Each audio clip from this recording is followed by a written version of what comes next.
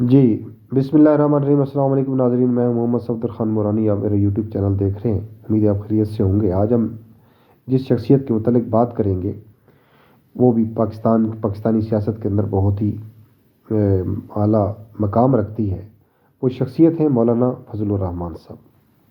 पिछले दिनों जब 26वीं आइनी तरमीम हो रही थी तो मौसूफ़ बहुत ही उभर कर और निखर कर सामने आए थे और उन्होंने बड़ा अपने तई एक किरदार अदा किया, मुस्बत किरदार अदा करने की कोशिश की जितना वो कर सकते थे।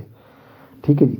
अब देखें, सवाल यहाँ ये पैदा होता है कि अगर मौलाना फजल रहमान साहब के पास वो 8 सीटें ना होती तो फिर उनका तर्ज अमल और रवैया क्या होता। मेरा आपसे ये सवाल है कि क्या यही तर्ज अमल होता, उस वक़्त भी वो इसी तरह स्टैंड करते जिस वक़्त जब उनको पता था कि अब मैं हुकूमत की मजबूरी बन गया हूँ। तो अब देखिए, इन हालात के अंदर जब पाकिस्तान तहरीक इंसाफ का एहतजाज जो है उसको जुल्म मुस्तम करके मुंतशिर कर दिया गया और बहुत सारे लोगों को मार दिया गया, तो अब मौलाना फजल रहमान साहब फिर मैदान के अंदर आ रहे हैं। ये मैं आपको ये बताता हूँ कि मौलाना साहब जो है ना, अब एक बहुत ही ज़ीरक सियासतदान है और मौके को ज़ाय नहीं करते और मौके से फ़ायदा उठाते हैं। अब जो देख रहे हैं कि पाकिस्तान तहरीक इंसाफ का जो वर्कर है वो बिखरा हुआ है, वो परेशान है और क़यादत का फुकदान है पाकिस्तान तहरीक इंसाफ के अंदर। और पाकिस्तान तहरीक इंसाफ का असल जो कायद और रूह रवां है वो जेल में बैठा हुआ है। बाहर जो क़यादत है उसके अंदर इतना दमखम नहीं है। तो इस मौके को मौलाना फजलुर रहमान साहब कैश करवाना चाहते हैं और कैश इसलिए करवाना चाहते हैं कि अब वो ज़ाहिरन पीटीआई की हमदर्दी करके पीटीआई के वोटर का अपनी तरफ जज्ब करना चाहते हैं।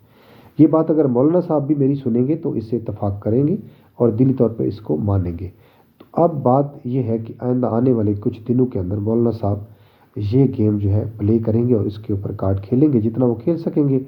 ठीक है, कुछ चंद जलसे जुलूस करेंगे और हिमायत करेंगे पाकिस्तान तहरीक इंसाफ की और उसके वोटर सपोर्टर को अपनी तरफ जाजिब करेंगे, क्योंकि जलसों के अंदर तो कोई भी जलसा है, चाहे वो केपीके के अंदर आप देखें तो लोग मिलजुल के रह रहे होते हैं। तहरीक इंसाफ का जलसा होता है तो जेयूआई उधर चले जाते हैं और जेयूआई का जलसा होता है तहरीक इंसाफ वाले इधर आ जाते हैं।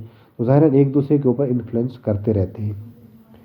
तो इसीलिए यहाँ पर ये मैं आपको बता रहा हूँ एक बात, मेरा अपना ये तज्जिया है, मेरा अपना व्यू है, गलत भी हो सकता है, आप इसको देखें और इसके ऊपर आप ज़रूर अपनी राय दें और कमेंट करें। तो पाकिस्तान तहरीक इंसाफ के जो वर्कर हैं, जो दोस्त हैं, जो लोग हैं, वो भी इस चीज़ को, क़यादत भी इस चीज़ को देखे, समझे और भांपे और अपनी पॉलिसी को दोबारा से मुरतब करे। तो नाजरीन, अगर मेरी बात अच्छी लगे, आपको पसंद आई हो और वीडियो अच्छी लगे तो उसको ज़रूर लाइक करें, शेयर करें, चैनल को सब्सक्राइब करें और इसको दोस्तों तक फैलाएं। अस्सलाम वालेकुम व रहमतुल्लाहि व बरकातहू।